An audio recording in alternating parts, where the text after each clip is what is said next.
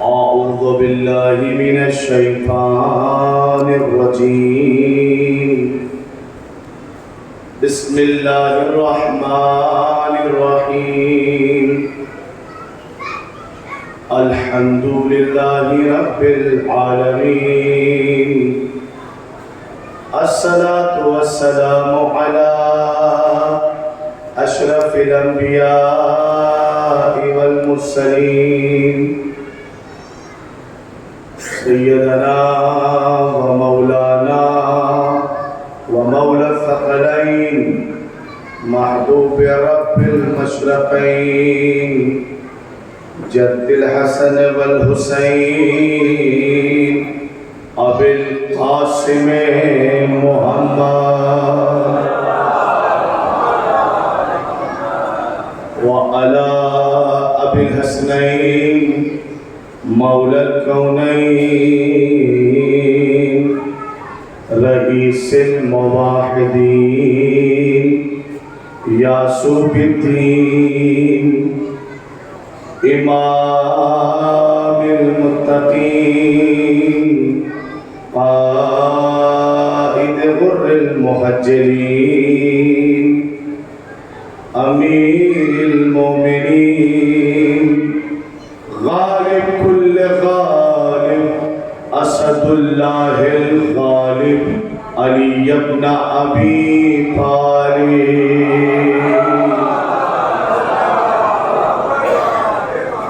وعلى أهل بيت النبوة ومعدن الرسالة أما بعد فقد قال الله تعالى في القرآن الحكيم وهو أصدق الصادقين بسم الله الرحمن الرحيم ذلك فضل الله يؤتيه من يشاء والله ذو الفضل العظيم صلی اللہ علیہ وسلم.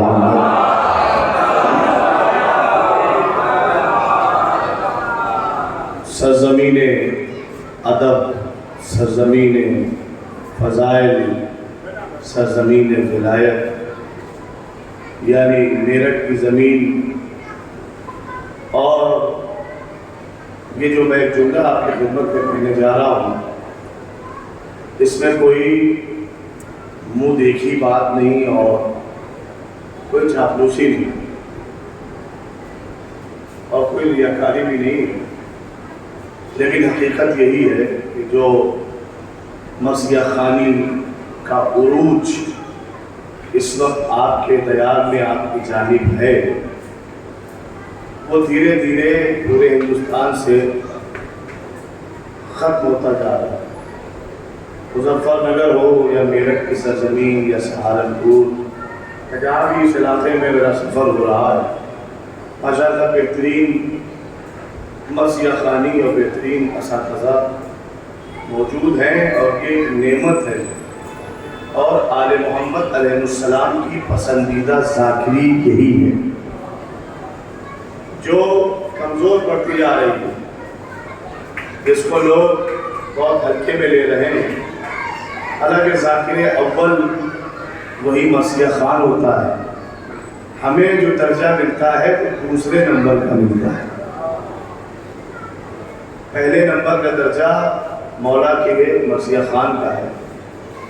تو جو مجمع 15 منٹ بعد آدھا گھنٹے بعد آتا ہے ان سے گزارش ہے کہ مرثیہ خوانی میں آئیں. یہ اتنا بڑا شرف ہے کہ دیوبند جیسا انسان ذاکر ہوتا تھا اور معصوم امام سامع ہوتا تھا. اچھا یہاں سے بات اور میں آپ کی خدمت میں کروں. صاحب مولانا لوگ کو لفافہ لکھتے ہیں، یہ سنت اہل بیت ہے. ڈیمانڈ کرنا خراب ہے، ڈیمانڈ کرنا بری بات ہے، لیکن ذکر آل محمد کو کرنے والے کو ہدیہ دینا یہ سنت پیغمبر ہے. آپ کو پتا ہے چھٹے امام کے گھرانے کی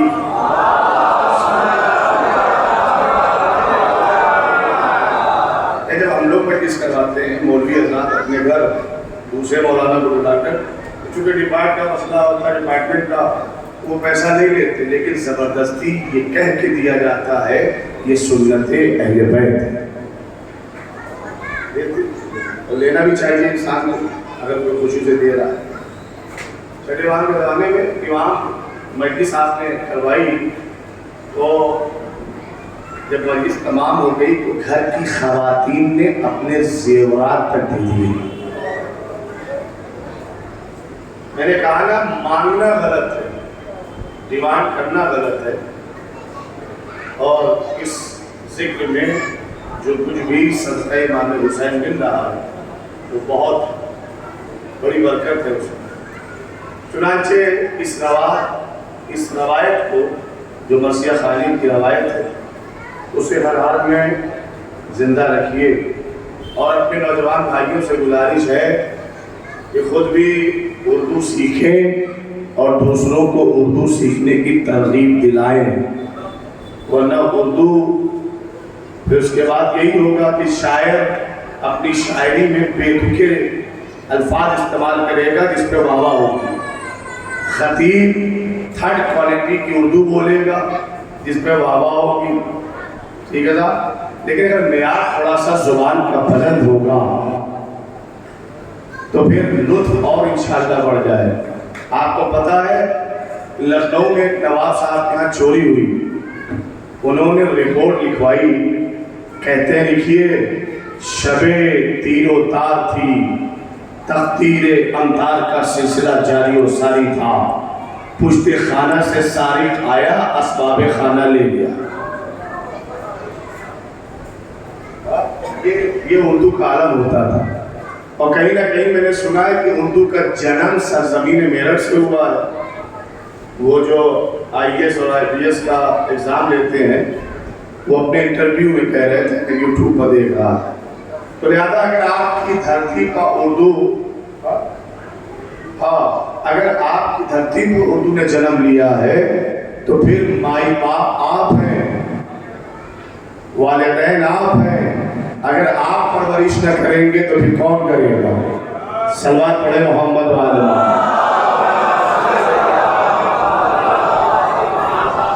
اور بنوانے گا چنانچہ 1447 ہجری کا آج تیسرا دن روز سوم ہے، اور آپ مسلسل مجلسوں پہ مجلسیں کرتے آ رہے ہیں، شہزادی کونین کو ان کے لال کا بوسہ دیتے ہوئے آ رہے ہیں، فرش مسلح فرش مسلح پر بیٹھ کر آپ تمامی حضرات اجر رسالت کی ادائیگی انجام دے رہے ہیں۔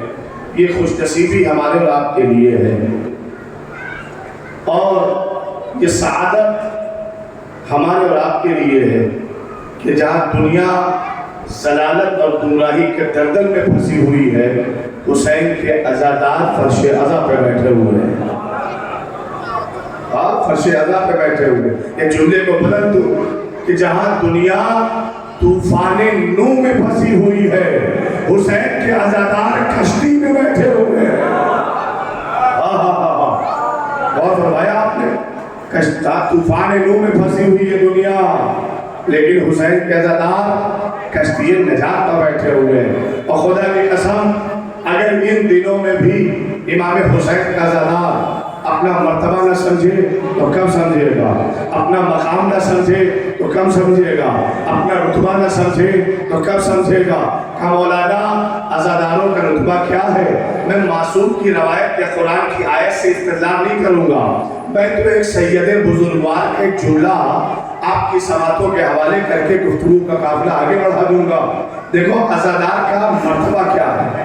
سید ہاشم بہرانی جن کی کتاب ہے غایت المرام، ان سے کسی نے پوچھا سید بزرگوار آپ ہمیں بتائیں اہل بیت کے بعد اس دنیا میں منصب کے اعتبار سے بڑے لوگ کون ہیں، سب سے بڑے منصبدار کون ہیں، سب سے بڑے منصبدار کون ہیں، سب سے بڑے منصبدار کون ہیں۔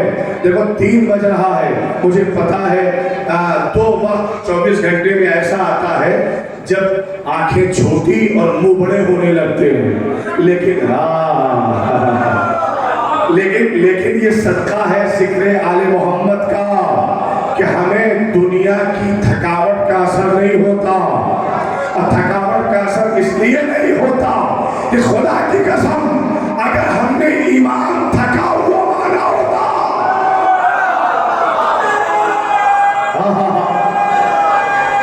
थक जाती। और फरमाइएगा, हमने ईमान थका हुआ नहीं माना, हमने ईमान ऐसा माना है जो हर महासभा भेजे मोहम्मद। और फरमाइएगा साहब, तो मैं कहने जा रहा हूँ, सैयद बुजुर्गान हाशिम बहरानी के पास आया और आने के बाद कहता है, ये बताओ कि नबियों के बाद, अहले बैत के बाद सबसे बड़े मनसबदार कौन है? अल्लामा सैयद हाशिम बहरानी सैयद बुजुर्गान कहते हैं, सुनो, कायनात के सबसे बड़े मनसबदार आका हुसैन के अज़ादार। अपना मर्तबा देखिएगा, अपना मनसब देखिएगा। एक बहुत बुजुर्ग आलिम दीन तुम्हारा मर्तबा बताने जा रहा है और दावा और दलील दोनों पेश करेगा। वो आलिम बुजुर्गवार, मैं अपनी जुबान से उनकी बात पेश करने जा रहा हूँ कि सबसे बड़े मनसबदार आका हुसैन के अज़ादार। वो कहता है, हुजूर आप सैयद हैं, आप शिया हैं, इसलिए मोहब्बत में आपने अपनी कौम को सबसे बड़ा बता दिया। उनका सुनो, हमारे यहाँ दलील के बगैर दावा कायम नहीं होता। हमारे यहाँ दलील के बगैर दावा कायम नहीं होता। क्या दलील है कि सबसे बड़े मनसबदार आका हुसैन के अज़ादार का सुन, दलील ये है, जब सारी कायनात में कोई ऐसी कौम तलाश करके ले आ जो फर्श बिछाकर अर्श वाले को बुला लेती हो। ओ खुदा की कसम, बोलो बोलो मेरे साथ चलना। जा कोई ऐसी कौम तलाश कर जो फर्श बिछाकर अर्श वालों को बुला लेती हो। तो कौन है वो कौम? अज़ादारी तो है ना। तो मनसब समझिए अपना, रुतबा समझिए अपना, मकाम समझिए अपना, कितना बड़ा मनसब है अज़ादार कि फर्श बिछाकर अर्श नशीनों को फर्श नशीन बना देती है, फर्श अज़ा पे बुला लेती है ये कौम। एक सलवात पढ़े मोहम्मद वाले मोहम्मद।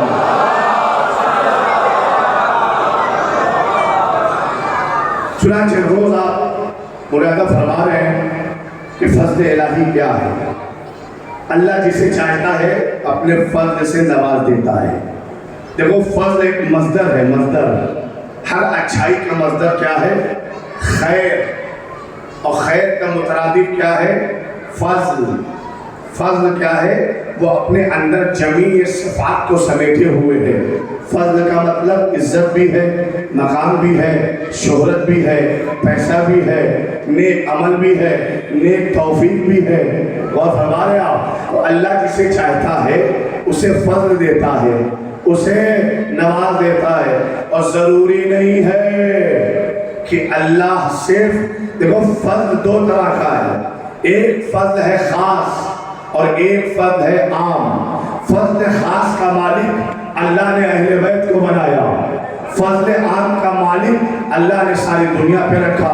कहेंगे सारी दुनिया पर फज़्ल आम कैसे है? तो मुझे बताओ ना। हवाओं का चलना तुम्हारे लिए, चाँद का चमकना तुम्हारे लिए, सूरज का दमकना तुम्हारे लिए, पानी का बरसना तुम्हारे लिए।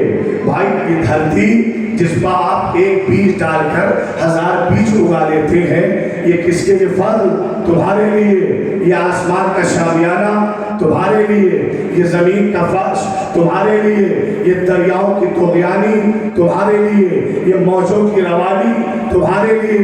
यानी हज़रत इंसान के लिए है ना, तो सबके सब फल है। चाँद अगर चमके तो अल्लाह का फल, सूरज अगर दमके तो अल्लाह का फल, सितारे अगर टिमटिमाए तो अल्लाह का फल, दरिया मौजे मारे तो अल्लाह का फल। लेकिन खुदा की कसम कैसा मिजाज हो चुका है कलमा पढ़ने वालों का। अगर हम चाँद की तारीफ करें तो बुरा नहीं मानता, अगर हम सूरज की तारीफ करें तो बुरा नहीं मानता, अगर टिमटिमाते सितारों की तारीफ करें तो बुरा नहीं मानता। बुरा तो जब मानता है कि जब हम चाँद के 2 टुकड़े वाले की तारीफ करें। बुरा तो तब मानता है सूरज पलटाने वाले की तारीफ करे। बुरा तो तब मानता है जब टिमटिमाते हुए सितारे को अपनी चौखट पर बुला ले। कैसा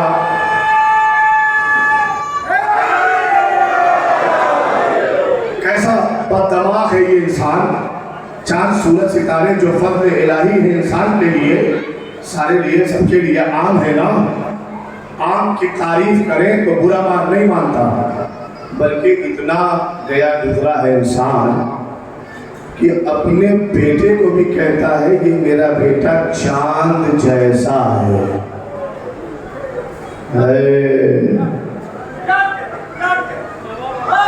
कहता चांद जैसा है। खूबसूरत बच्चा हो तो कह देता है कि चेहरे पर सूरज की दमक है। हमारा किसी बात में बुरा नहीं मानता। और फिर जब हम फज़ाइल अहले बैत पढ़ते हैं तो कहते हैं ये तो गुलू करते हैं, ये तो बढ़ा देते हैं। और फिर एक इल्ज़ाम ये भी लगाते हैं, कहते हैं साहब ये कौम तो मौला अली को बढ़ा देती है, रसूल अल्लाह को घटा देती है। घटाया हमने नहीं, घटाया तुमने है। कैसे? सही किताब का नाम सही रखा, रवायतें गलत गलत लिखी हैं तुमने। और करिएगा, रवायतें गलत, नाम सही। तुम्ही ने तो अपनी सही बुखारी में लिखा कि रसूल पढ़ना लिखना नहीं जानते थे, वो गार में बैठे हुए थे और वो फरिश्ता आया, उसने सीना चाक किया और दिल को निकाला और साफ किया और फिर लगाया और बढ़ा के चला गया। ये तुम्हारा अकीदा है और इल्ज़ाम हम पे है कि शान हमने घटाई है। अकीदा तुम्हारा, शान हमने घटाई है। काम तुम्हारा, इल्ज़ाम हमारे साथ रखे रहते हो, रखे हुए हो। याद रखो वो तुम्हारा रसूल है जिसे नौकर पढ़ा के चला जाए।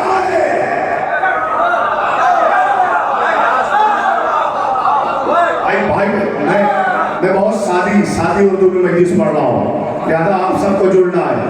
वो हमारा रसूल नहीं है जिसे खादिम पढ़ा के चला जाए, नौकर पढ़ा के चला जाए। वो हमारा रसूल नहीं जिसे नौकर गुलाम पढ़ा के चला जाए। जिब्रील हमारे नबी का उस्ताद नहीं बन सकता। जिब्रील तो हमारे नबी का खादिम है ना, खादिम है ना। बगैर इजाजत जो नबी के घर में दाखिल भी नहीं होता। तुम कहते हो कि वो रसूल का उस्ताद है, नहीं, वो तुम्हारा रसूल तुम्हें मुबारक हो जिसे जिब्रील पढ़ा के चला जाए।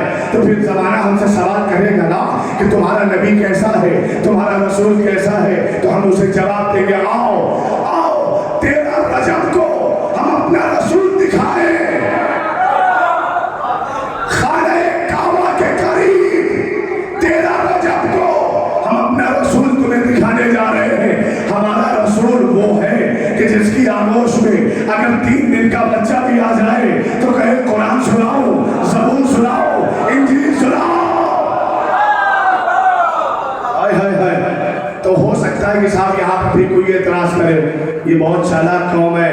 देखा तुमने 3 दिन के अली और अभी से फज़ाइल पढ़ना शुरू कर दिया।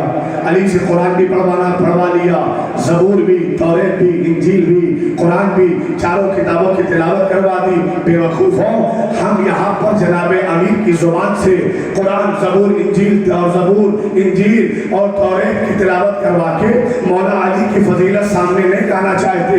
हम तो तुम्हारी बात पर एक बात दलील पेश कर रहे हैं। तुमने कहा रसूल पढ़ा लिखा नहीं था, तुमने कहा रसूल को जिब्रील ने पढ़ाया, रसूल को उम्मी बता रहे हो ना।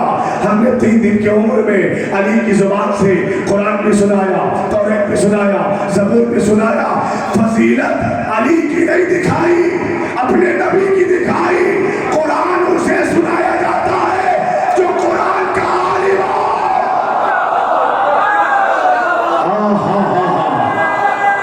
मौला सलामत रखा।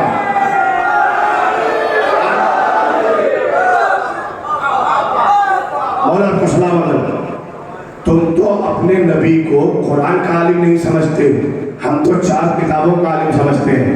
हाँ, तो गौर कर दिया साहब। तो ये चांद, ये सूरज अपने बच्चों को मिलाते हुए शर्म नहीं आती? چاند جیسا ہے، سورج جیسا ہے، ستارے جیسا ہے، پتہ نہیں کیسا ہے، پر تمہیں نہیں لگا کہ ہم نے غلو کر دیا؟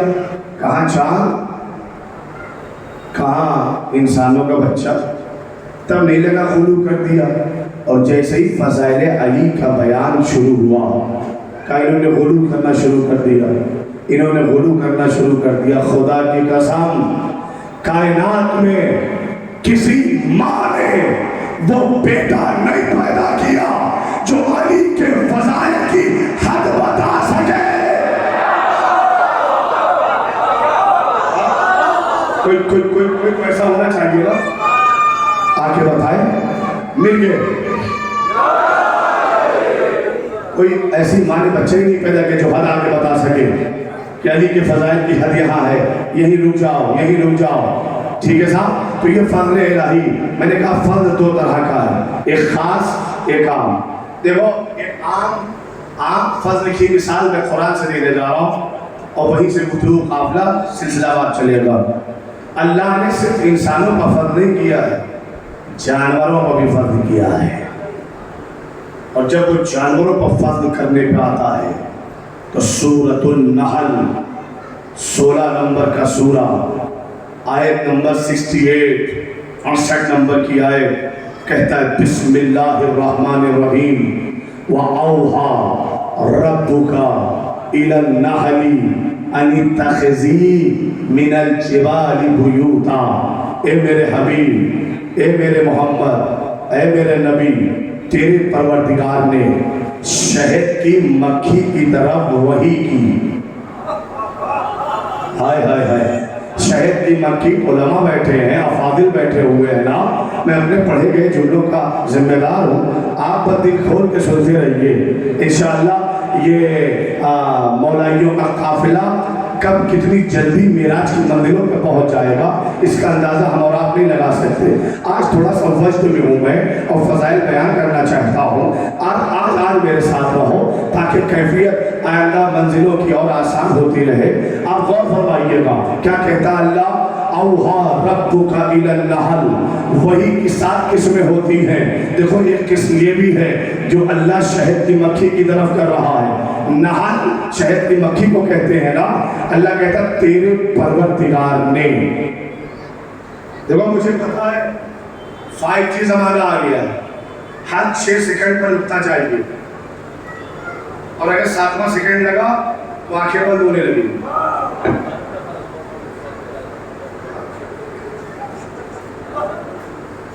تیار ہو ہر 6 سیکنڈ پر رکتا لینے کے لیے؟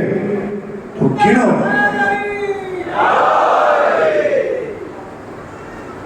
سیکنڈ پر نگاہ کرو، اب شروع ہوتا ہے۔ تیرے پروردگار نے شہد کی مکھی کی طرف وحی کی۔ مجھے بتاؤ مکھی اشرف مخلوقات ہے یا نہیں؟ دیکھو دیر آپ کر رہے ہو، سیکنڈ آپ ضائع کر رہے ہیں۔ مکھی اشرف مخلوقات ہے یا نہیں؟ کہا نہیں، اشرف مخلوقات مکھی نہیں ہے، حضرت انسان اشرف مخلوقات ہے۔ تو بھائی پیغام حکم ہمیشہ شعور والے کو دیا جاتا ہے، بے شعوروں کو نہیں دیا جاتا۔ مجھے بتاؤ مکھی شعور والی ہے یا بے شعور ہے؟ قسم مکھی پر شریعت نہیں ہے، مکھی پر کوئی دین نہیں ہے، مکھی پر کوئی اسلام نہیں ہے، تو پھر اللہ حکم کیوں دے رہا ہے؟ کہ حکم دے کے بتا رہے ہیں صرف انسان شعور والا نہیں ہے، صرف انسان شعور والا نہیں ہے، ہم جسے چاہیں اپنے فرد سے شعور عطا کر دیں۔ ارے بھائی پھر کیا خیال ہے اس ہدہد کے بارے میں جو سلیمان کے سر سے غائب ہو گیا تھا؟ حضرت سلیمان نبی نے کہا حتماً میں اسے سزا دوں گا۔ اے حضرت سلیمان، سزا انسانوں کو دی جاتی ہے، سزا اسے دی جاتی ہے جس پر شریعت آ جائے، تم ہدہد کو سزا کیوں دو گے؟ کہ اس لیے سزا دوں گا کیونکہ اس کی صحبت نبی کی ہے۔ کچھ کہا میں نے، کچھ کہا، کیونکہ صحبت نبی کی صحبت میں رہ رہا ہے۔ اللہ کے نبی سلیمان سے جانا چاہتے ہیں اگر نبی کی صحبت میں جانور بھی آ جائے تو شعور والا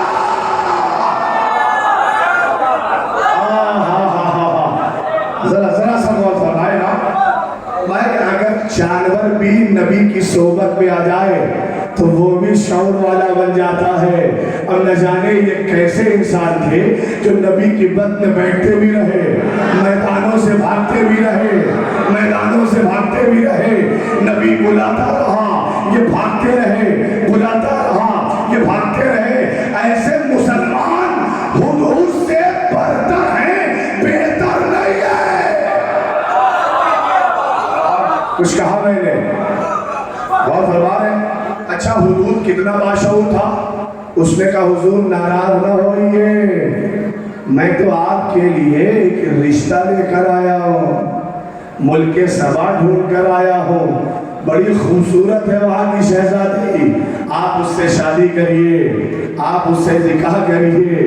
تو خبر تو اسی نے دی تھی نا ملک سبا کی. اب ذرا سا غور کر لیجئے صاحب, چھوٹی سی مکھی پر اللہ اپنا فضل دکھا رہا ہے.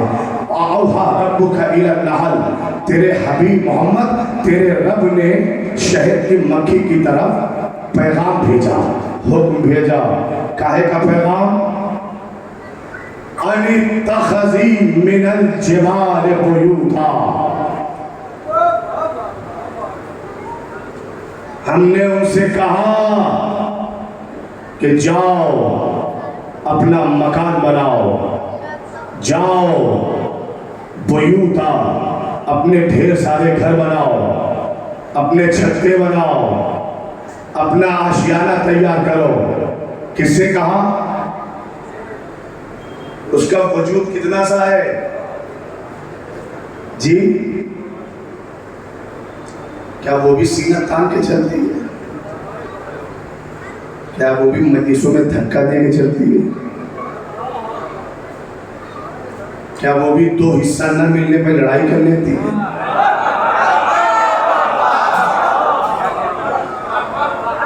کہاں جا رہا ہے انسان؟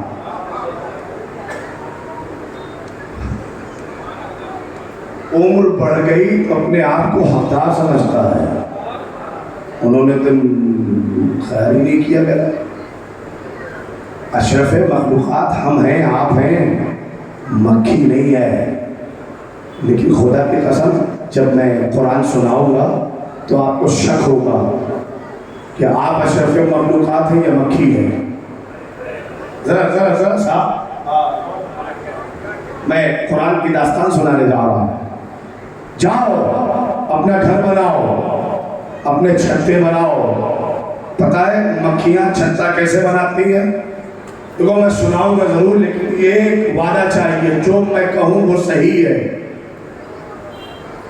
شبر حسین خان اس چیلنج کے ساتھ پڑھ رہا ہے. میں جو میں کہہ رہا ہوں وہ صحیح ہے, اور میں اگر منع بھی کروں گا آپ کو کہ کسی خطیب سے جا کر نہ پوچھنا تو آپ مانیں گے تھوڑی.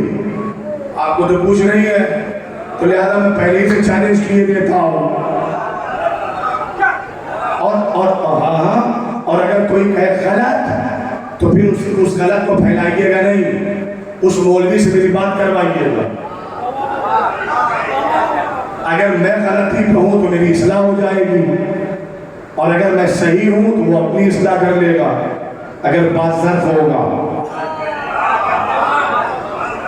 اگر بات ظرف ہوگا.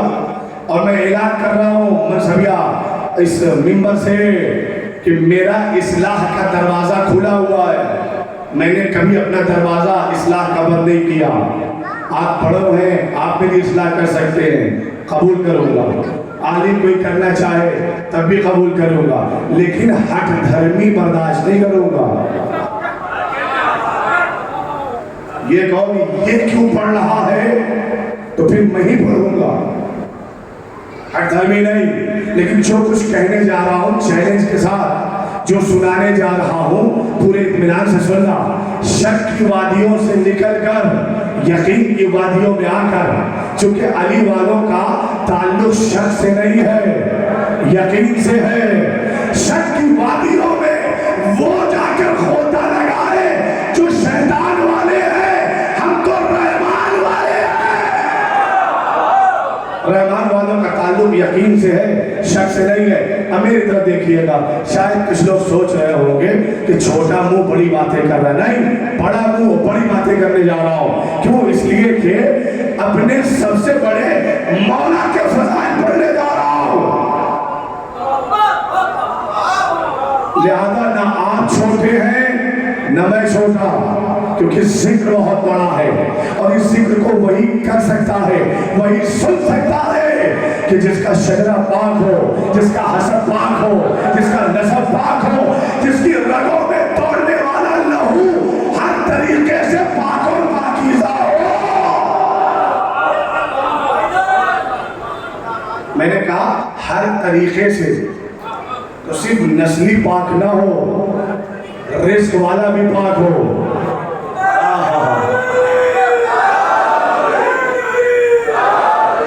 سننا یا علی قرآن آپ کے سامنے کھول رہا ہوں. 16واں پارہ سورۃ النحل 68 نمبر کی آیت. اوحی ربک الی النحل ان اتخذی من الجبال بیوتا.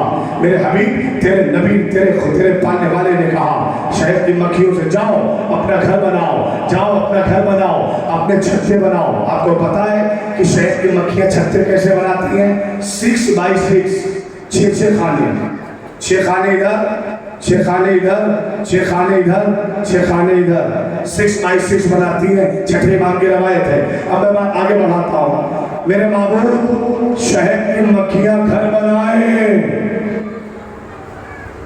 اپنی مرضی سے بنائے یا جگہ تو بتائے گا؟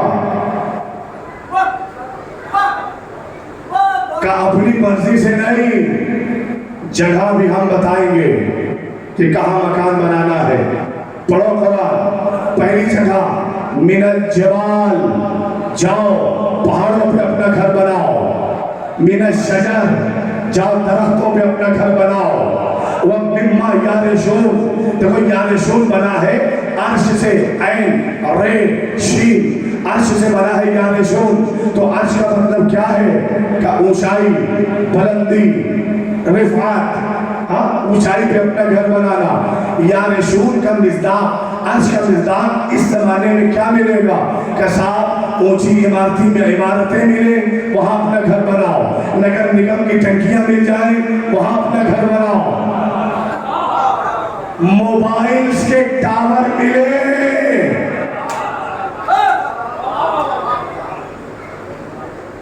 کمپنی کسی کی بھی ہو، مکان کسی کا بھی ہو، تمہیں پرمیشن لینے کی ضرورت نہیں ہے، اس لیے کہ دنیا کا خالق تمہیں پرمیشن دے رہا ہے. ذرا سا سفر کرنا میرے ساتھ. دنیا کا خالق تمہیں پرمیشن دے رہا ہے نا. اب کسی زمیندار سے پوچھنے کی ضرورت نہیں، اب کسی مالک سے تمہیں لینے کی ضرورت نہیں. جاؤ جہاں تمہیں بلندی ملے نا اپنا گھر بنا لینا، چاہے وہ مکانوں کی بلڈنگوں کی بلندی ہو، اونچی اونچی عمارتیں ملیں تمہیں، اونچے اونچے ٹاورز ملے، اونچی ٹنکیاں ملے، اپنا گھر بنانا. کتنے مقام بتائے اللہ نے بنانے کے لیے؟ کہ پہاڑ، درخت اور اونچی اونچی بلڈنگیں. آپ نے غور فرمایا ان 3 مقام کا تعلق، تینوں کا تعلق اونچائی سے ہے. پہاڑ کا تعلق اونچائی سے، درخت کا تعلق، بلڈنگوں کا تعلق، ٹاورز کا تعلق، پانی کی ٹنکیوں کا تعلق. اللہ نے 3 مقام دیے، تینوں کا تعلق اونچائی سے. میرے معبود یہ پروٹوکول جب یہ اشرف مخلوقات نہیں ہے تو یہ مرتبہ کیوں کہ تو اسے پستی پر نہیں دیکھنا چاہتا، ہمیشہ بلندی پر دیکھنا چاہتا ہے. پہاڑوں پہ رہو، درختوں پہ رہو، اونچی اونچی بلڈنگوں، ٹاوروں اور پانی ٹنکیوں پہ اپنا گھر بناؤ جہاں تمہیں اونچائی مل جائے. تو پستی پر نہیں دیکھنا چاہتا. ایک چھوٹی سی مکھی کو لا تو ہمیشہ بلندی پر کیوں دیکھنا چاہتا ہے؟ پہاڑ کا تعلق بھی بلندی سے. یہ پروٹوکول کیوں ہے؟ یہ فضیلت کیوں دے رہا ہے؟ آواز پروردگار آئے گی، ہم اسے بلندی اس لیے دے رہے ہیں کہ ہم انہیں ایمان دینا چاہتے ہیں.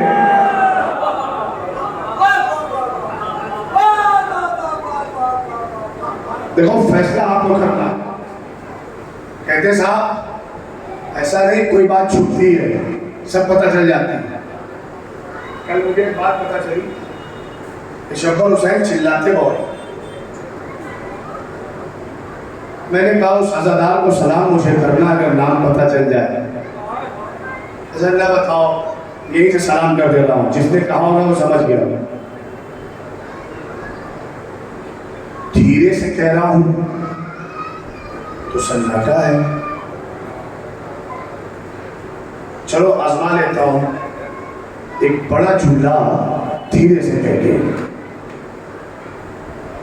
प्रोटोकॉल इसलिए दे रहा है अल्लाह क्योंकि इन्हें ईमान देना चाहता है। ईमान देना चाहता है। तो पता ये चला कि अल्लाह जिस कौम को ईमान दे उसे बुलंदियों पर होना चाहिए।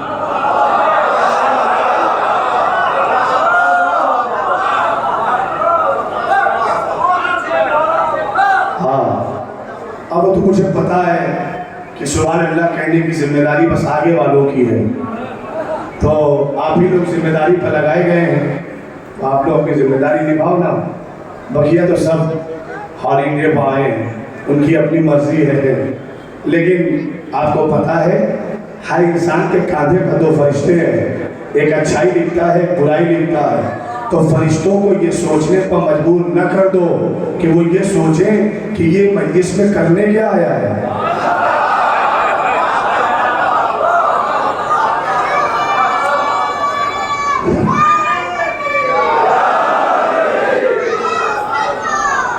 वो सोचें सवाब लिखूं या अज़ाब, ये कुछ तो कर ही नहीं रहा, लिखूं क्या। तो फरिश्तों को कंफ्यूजन में न डालो, उन्हें अपना काम करने दो, आप अपना काम करो। मेरी तरफ देखना, क्या कहा अल्लाह ने। अल्लाह समझाना चाहता है जिस कौम को इमाम मिले वो बुलंदियों पर रहे, पस्ती में न रहे। अरे मक्खियों को अगर उन जैसा इमाम मिले, जब अल्लाह उन्हें पस्ती में देखना पसंद नहीं करता, तो जिस कौम को अली जैसा इमाम मिले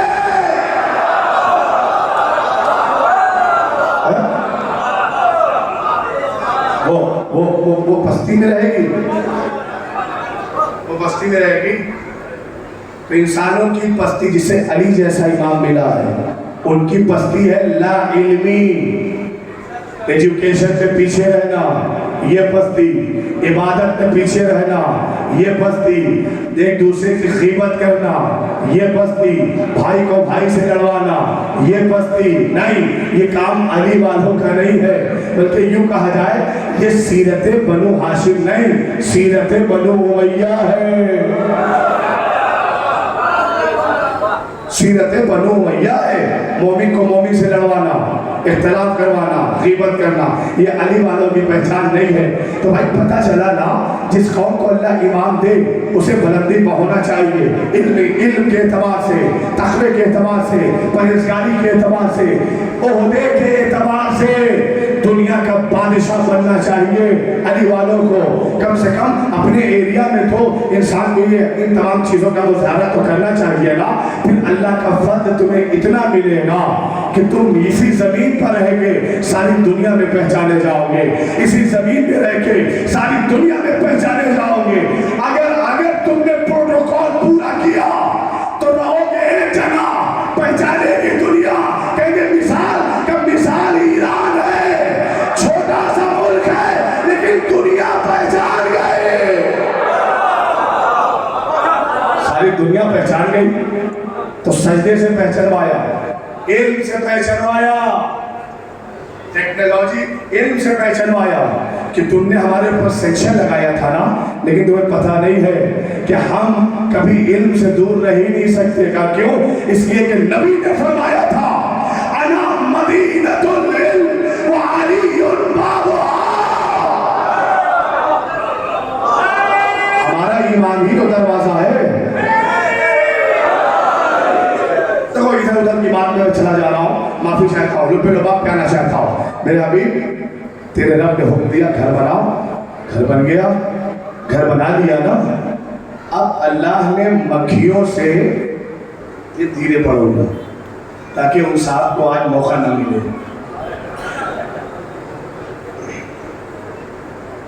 بھائی صاحب یہ ہے قرآن کا قانون. اللہ نے مکھیوں سے کہا کہ اپنا گھر بناؤ، تو پہلے گھر بنوایا، پھر جیسے ہی گھر بن گیا مکھیوں کا، فوراً اللہ نے اعلان کیا اب تمہیں امام دے رہے ہیں. تو سنت پروردگار سامنے نکل کر آئی کہ پہلے گھر بنے گا، امام بعد میں جائے گا.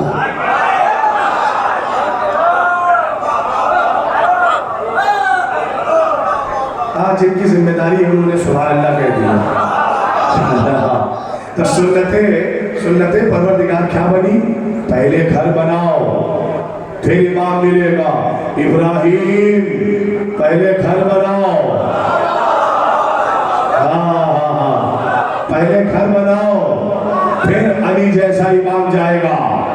تو اللہ کا قانون یہ ہے پہلے گھر بناتا ہے پھر امام دیتا ہے.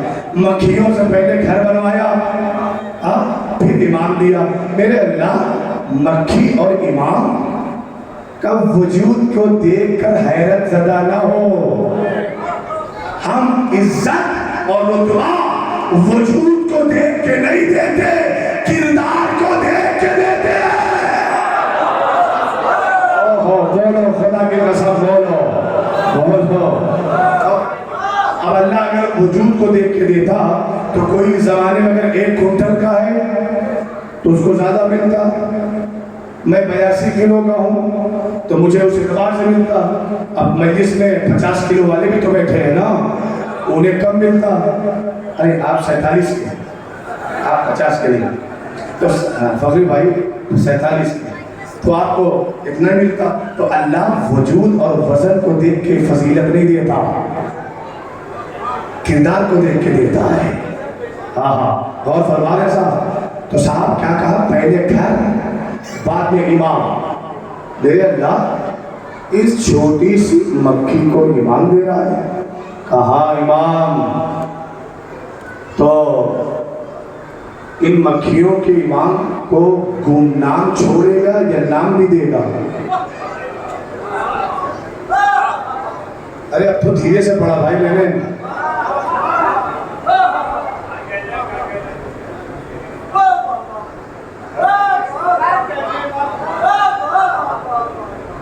ایک خطیب آپ لوگوں کی دعاؤں سے بہت جہاد لڑ کے تب جا کے وہ منبر پہ آتا ہے. تو سلیقہ جہاد کا آپ ہی نے تو سکھایا ہے، اور پھر سکھانے کے بعد آپ ہی برسر پیکار کھڑے ہو گئے. تو لڑے گا کس سے؟ استاد سے لڑے گا؟ نہیں لڑ سکتا نا. سکھایا تو آپ ہی نے جہاد کرنا. لہٰذا یہ بیکار کی باتیں بند کرو. وہ چیخ کے پڑھتے ہیں، وہ چلا کے پڑھتے ہیں، وہ یہ کرتے ہیں، وہ کرتے ہیں. فوکس اس بات پہ کرو خطیب پڑھ کیا رہا ہے.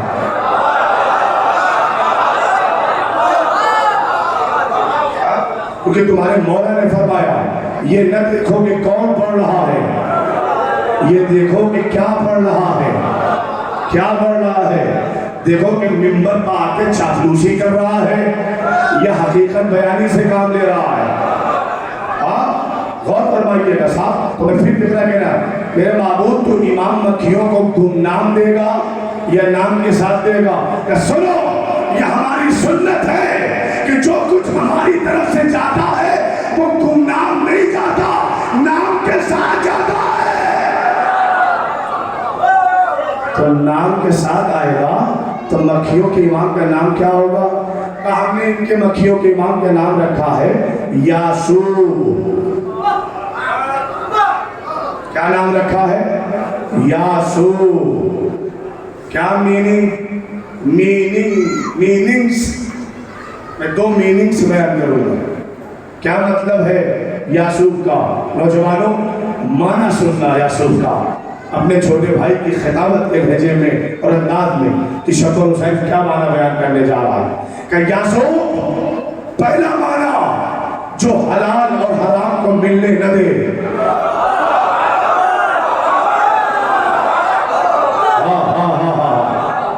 مولا سلامت رکھے. نہیں معنی تو اب بیان کرنے جا رہا ہوں نا. دوسرا معنی کہ یاسوع جو حلال اور حرام کو ملنے نہ دے. دوسرا معنی جو اپنی تحریر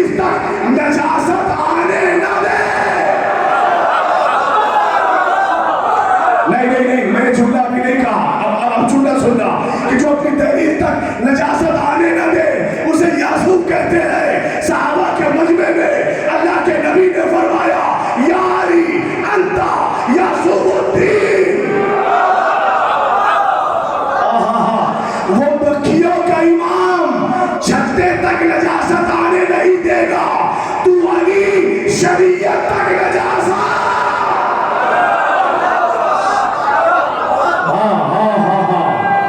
مل کے اور آپ کو سلامت رکھے, اور آپ کو سلامت رکھے, صحت عطا فرمائے. یہ مکھیوں کا امام ہے دونوں یاسوب. اچھا صاحب, اب اللہ سے اور بھی سوال ہے. کچھ سوال آج, کچھ سوال کر. تو یہ جو شہد کا مکھیوں کا امام ہے, میرے اللہ تو نے اسے امام بنا کر بھیجا ہے تو مجبور بنا کر بھیجا ہے یا مختار؟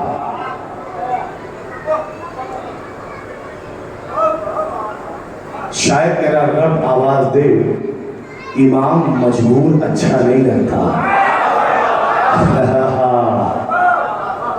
اچھا نہیں لگتا امام مجبور.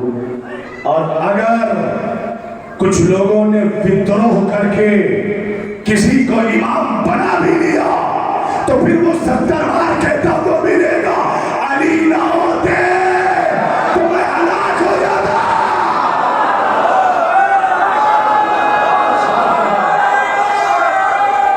مولا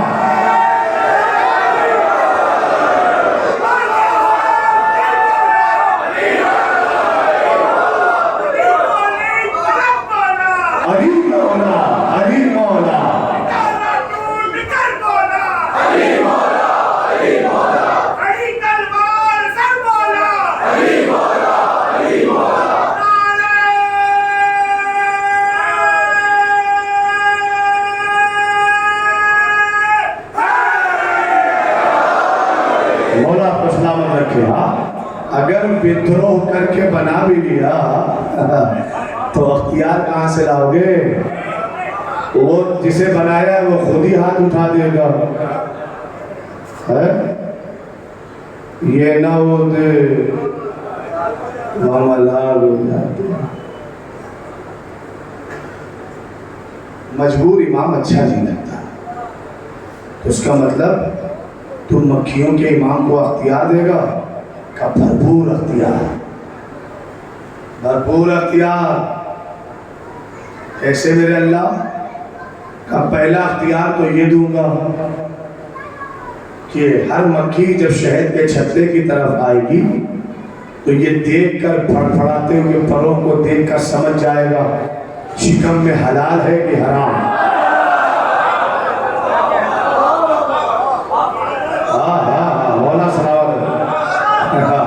پہلا اختیار تو یہ دوں گا, یاسوب بنایا ہے نا تو پہلا اختیار یاسوب کو یہ دوں گا کہ یہ اچھا بتاؤ اس شہد کی مکھیوں کے پاس 2025 کی نیو ٹیکنالوجی ہے کیا؟ کوئی مشین ہے کیا جو لگا کے پہچان لے حلال ہے کہ حرام؟ کہا کہ نہیں, جسے اللہ امام بناتا ہے اسے مشینوں کی ضرورت نہیں ہوتی.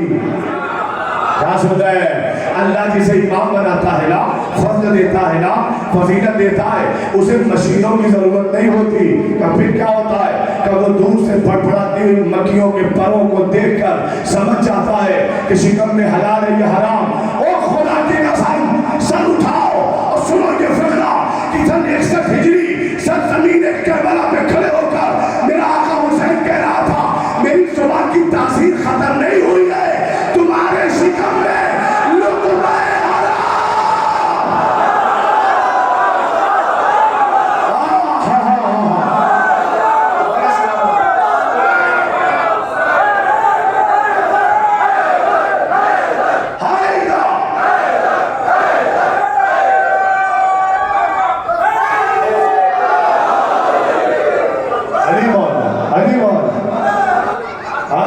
حسین کی زبان کی تاثیر نہیں ختم ہوئی ہے, تمہاری شکم میں لقمہ حرام ہے, اس لیے کہ میری باتیں تم پر اثر انداز نہیں ہوتی. تو جسے اللہ یاسوب بناتا ہے نا اسے مشینوں کا محتاج نہیں بناتا. یہ طاقت یہ قوت دیتا ہے پہچان لو کون حلالی ہے کون غیر حلالی ہے، وہ پہچان لیتا ہے۔ تو گھر بن گیا، امام مل گیا، اور ایسا امام کہ جو فرد دیکھ کے پہچان لیتا ہے۔ آخری بات کروں، اس قوم کو تو جا کر مسجدوں میں واجب نماز کے بعد 2 رکعت نماز شکرانے کی اللہ سے یہ کہہ کے پڑھنا چاہیے، میرے اللہ شکرانہ اس لیے کہ تو نے علی جیسا امام دیا۔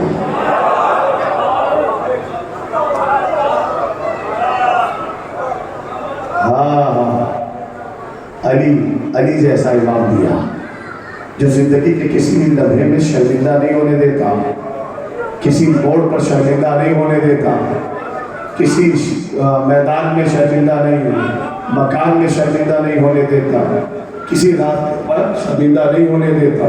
خدا کی قسم، اگر جو فکرہ میں کہنے جا رہا ہوں اگر اس کے بعد جذبہ ولا میں اضافہ نہ ہو تو پھر نوکری کرنے کا فائدہ کیا ہے؟ جاؤ اللہ کا شکر اس لیے بھی ادا کرنا، یہ کہہ کے میرے معبود یہ 2 رکعت اس لیے پڑھ رہا ہوں کہ تو نے علی جیسا پیشوا دیا، جناب امیر جیسا، مولانا قدیر جیسا، قطب الاقطاب جیسا، حبیب الاحباب جیسا، مواضع حب السن جیسا، باب مدینہ العلم جیسا، کل ایمان جیسا، مرد میدان جیسا، یاسر الدین جیسا، امیر المومنین جیسا، قائد الغر المحجرین جیسا، غالب کل غالب جیسا، علی ابن ابی طالب جیسا امام دیا۔ تیرا لاکھ لاکھ شکر ہے۔ چلو افتخار کی منزل سر اٹھا کے سن جا، اور خدیر کی اس شراب کو پی کر اور اس خمار میں سننا تو میں سنانا چاہتا ہوں۔ چلو میرے ساتھ میرٹھ سے اٹھ کے سرزمین کوفہ چلتے ہیں۔ علی ابن ابی طالب حضرت امیر المومنین اپنے مکان میں بیٹھے ہوئے تھے نا، اپنے مکان میں بیت الشرف میں بیٹھا ہے میرا مولا، اور پشت کی طرف سے امام حسن آئے، اپنے بابا کی پشت پر بیٹھ گئے۔ صرف بیٹھا نہیں میرا مولا، بلکہ امام علی اپنے بابا کی قمیص کا دامن پیچھے سے اٹھاتے ہیں گراتے ہیں، اٹھاتے ہیں گراتے ہیں، 3 مرتبہ یہ عمل انجام دیا۔ اپنے بابا کی قمیص کا دامن اٹھایا گرایا۔ بس اتنا یاد رکھنا کہ جس کا دامن اٹھ رہا ہے وہ بھی امام، جو دامن اٹھا رہا ہے وہ بھی امام، جس کا دامن ہے وہ بھی صاحب عصمت، جو اٹھا رہا ہے وہ بھی صاحب عصمت ہے نا، دونوں الہی منصب رکھنے والے ہیں نا۔ جب 3 مرتبہ اٹھایا پھر امام علی نے مسکرا کر فرمایا میرے لال یہ پشت کی جانب پر بیٹھنا اور یہ دامن کا اٹھانا اور گرا دینا اور اٹھانا اور گرا دینا، اس کا مطلب کیا ہے میرے لال؟ کہ بابا اس کا مطلب بس اتنا ہے نا کہ یہ بات تو سچ ہے نا کہ سب زمین عرب پر میرے بابا آپ اکیلے ہیں جو مکان میں کم میدان میں زیادہ۔ سنتا کہ بابا یہ بات تو سچ ہے نا کہ آپ احد ہیں، واحد ہیں، تنہا ہیں، اکیلے ہیں اور وعدہ لا شریک ہے۔ اس مسئلے میں وعدہ لا شریک ہے۔ آپ کے علاوہ سرزمین عرب پر کوئی پیدا ہی نہیں ہوا جو مکان میں کم میدان میں زیادہ رہا ہو۔ کیسے رہتا؟ ابن حجر مکی نے لکھا کہ عرب کی عورتیں عاجز آ گئی، پریشان ہو گئی کہ علی جیسا بیٹا پیدا ہو جائے۔ اوہ خدا کی قسم، ابن حجر مکی لکھتا ہے۔ بس میرے لال بیٹھ جاؤ اور پھر انشاءاللہ جب نتیجہ آئے گا تب نعرہ لگانا۔ نہیں کہتے ابن حجر مکی لکھتا ہے نا کہ عرب کی عورتیں عاجز آ گئیں کہ علی جیسا بیٹا پیدا کریں۔ بے وقوفوں، علی جیسا بیٹا کوشش سے نہیں پیدا ہوتا ہے، فضل الہی سے پیدا۔ اللہ نے ابو طالب کو فضل الہی دیا ہے، فضل الہی ابو طالب کو عطا ہوا ہے، وہ بھی اپنے گھر میں اتارا، اپنا فضل اپنے گھر میں اتارا، ابو طالب کو سونپا۔ بابا یہ بات تو سچ ہے نا، حق ہے نا، آپ اکیلے ہیں، تنہا ہیں، احد ہے، واحد ہے، جو مکان میں کم میدان میں زیادہ رہا۔ ہاں میرے لال، تیرا بابا صرف اکیلا سرزمین عرب کا وہ بہادر ہے جو مکان میں کم میدان میں زیادہ رہا۔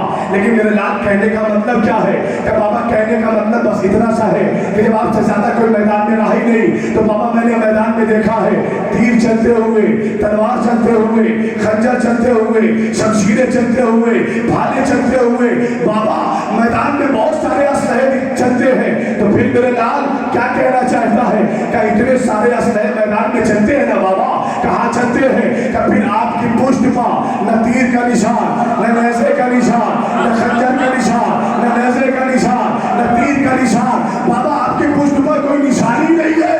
امام علی مسکرائے قسم میرے لال، پشت پر نشان ان کی ہوتے ہیں جو میدان چھوڑ کر بھاگا۔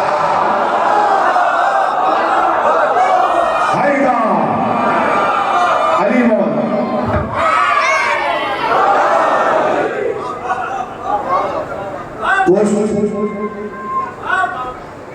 پشت پر نشان ان کی ہوتے ہیں کیونکہ نبی کا حکم تھا، یا علی حملے میں پہل نہ کرنا، یا علی بھگوڑوں کو پیچھا نہ کرنا۔ رسول اللہ کا حکم تھا مولا علی کے لیے، حملے میں پہل نہ کرنا، بھگوڑوں کا پیچھا نہ کرنا۔ تو جو بات مولا علی نے اپنائی وہی بات علی والے اپنا رہے ہیں۔ نہیں آپ تو خواب غفلت میں بھائی، تھوڑا سا جاگو نا، تھوڑا سا اپنے آرام کو، سکون کو تھوڑا سا توڑو نا۔ کیا کہا علی؟ پہلے پہل نہ کرنا، اور اگر کوئی پہل کرے تو چھوڑنا بھی نہیں۔ دفاع واجب ہے، چھوڑنا بھی نہیں۔ بھائی جس بات کا عمل علی نے کیا 1400 سال پہلے، 1400 سال کے بعد علی کے بیٹے نے وہی کام کیا۔ ایران نے پہل نہیں کی، لیکن پہل کرنے والوں کو چھوڑا بھی نہیں، چھیڑا نہیں، چھوڑا بھی نہیں، اور نبھا رہا۔ تو لہذا بھاگتے کیوں؟ اور مولا کائنات تو خود آ کر کہتے تھے، 3 نصیحتیں کرتے تھے، واپس چلا جا۔ کہتا نہیں، لڑوں گا۔ لڑو گے؟ یہ کہتے تھے یا تو کلمہ پڑھ لے، نہیں پڑھوں گا، لڑوں گا۔ جب 2 بار اس بددماغ سے یہ کہلوا لیتے تھے، جاؤں گا نہیں، لڑوں گا، کلمہ بھی نہیں پڑھوں گا، لڑوں گا، تو میرا مولا کہتا تھا اچھا لڑو گے؟ روبائے شام علی سے لڑیں گے؟ اچھا لڑو گے؟ لڑوں گا۔ پھر اپنا شوق پورا کرو، حملے میں پہل تم کرو، اور اگر کسی نے کہا نہیں آپ کریے، ان کا پھر حسرت دل میں رہ جائے گی۔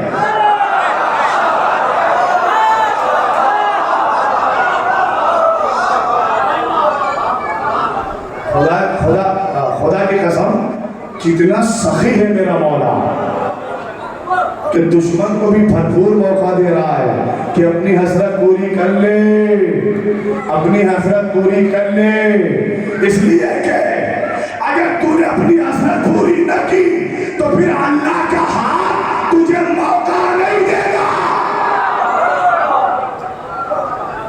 پھر اللہ کا ہاتھ تجھے موقع نہیں دے گا۔ یہ اللہ ہی کا تو ہاتھ ہے۔ میں عربی خطیب تھوڑی ہوں، میں اردو خطیب ہوں نا، میں تو ترجمہ کروں گا۔ اللہ کی آنکھ دیکھ رہی ہے، پھر اللہ کا ہاتھ چھوڑے گا نہیں۔ ید اللہ، تو بھاگنا تو دور ہے، علی تو خود نصیحت کرتے تھے واپس چلا جا زدارو۔ 1447 ہجری کا تیسرا دن بھی آ گیا اور بڑی تیزی کے ساتھ گزر رہا ہے. ایک سال انتظار کیا، چاند رات آئی چلی، 1 محرم 2 محرم آج 3 محرم.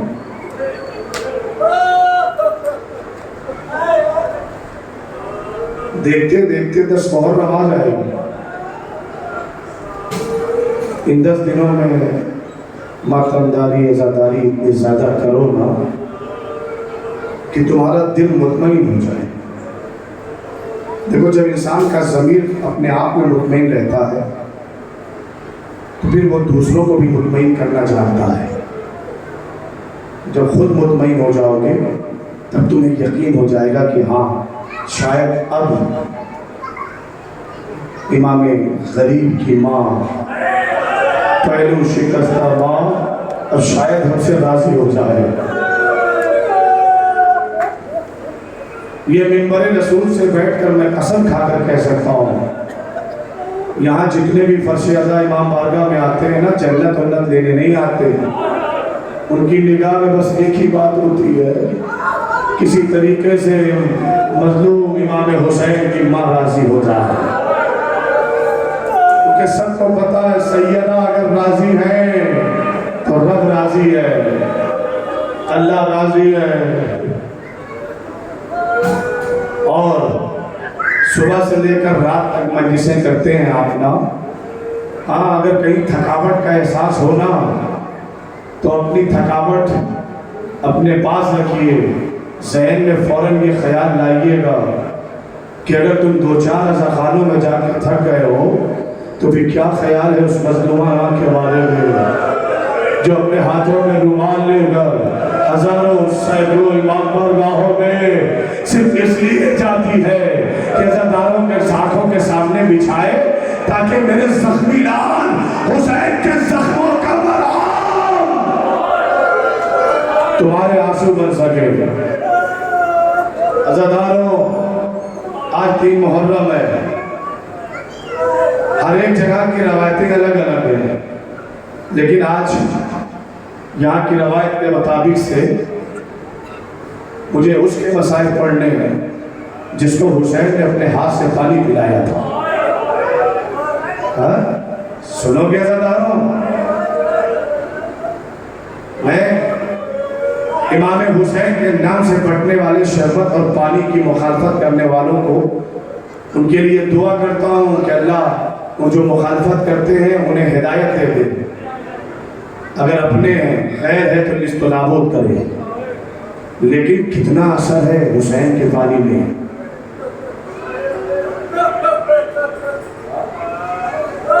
حسین نے اپنا پانی جسے پلایا تھا نا. اچھا رکو مجھے ایک بات کہنی ہے. ہم نے اپنے سماج میں بزرگوں سے سنا ہے کہ نمک رنگ لاتا ہے،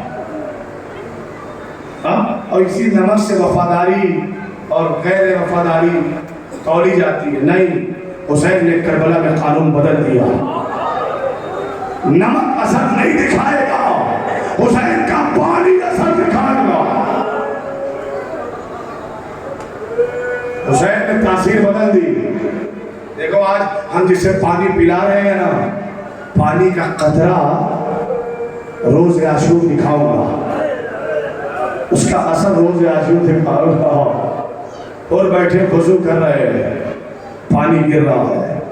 پانی گرتے ہوئے حضور کے کانوں میں ایک آواز آئی، اور تو یہاں پانی گرا رہا ہے، تجھے پتا ہونا چاہیے ادھر میرے حسین کے خیمے میں چھوٹے چھوٹے بچے الاتش کی صدائیں بلند کر رہے. وہ سوچتا ہے شاید کان میں آواز ایسے ہی آ گئی ہو، لیکن جب مسلسل آوازیں آنے لگی نا تو وہ سمجھ گیا کہ میری جنت مجھے بلا رہی ہے، میری نجات مجھے بلا رہی ہے. اور نے سمجھداری سے کام لیا، پانی کو چھوڑا، پیاس کو اپنایا، کھانے کو چھوڑا، بھوک کو اپنایا.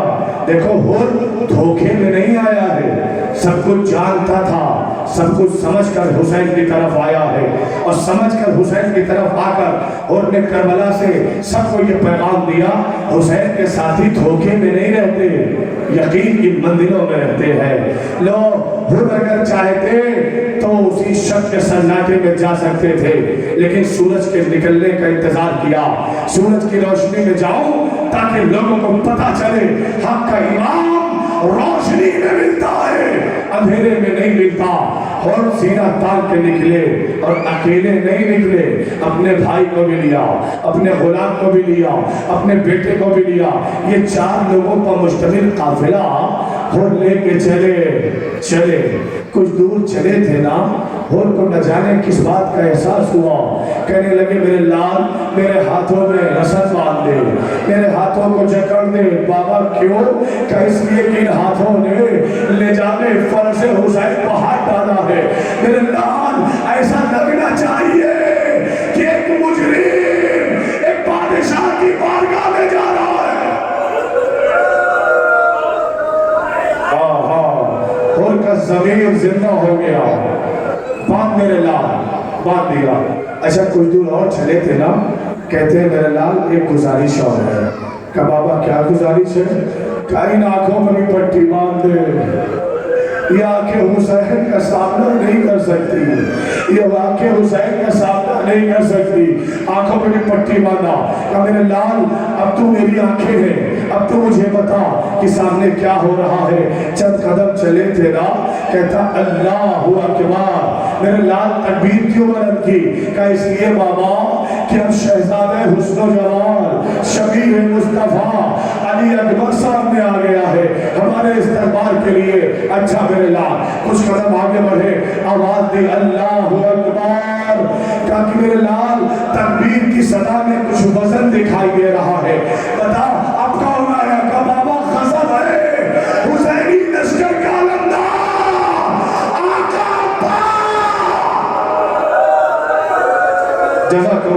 जज़ाकल्लाह। अल्लाह तुम्हें कोई गम न दे सवाए गम करबला के। हाँ तुम्हारी आवाज़ों पर रहमत नाज़िल करेगा। अब जब चंद कदम आगे बढ़ेगा तो हुर के बेटे ने बड़ी दर्द भरी सदा लगाई अल्लाहु अकबर।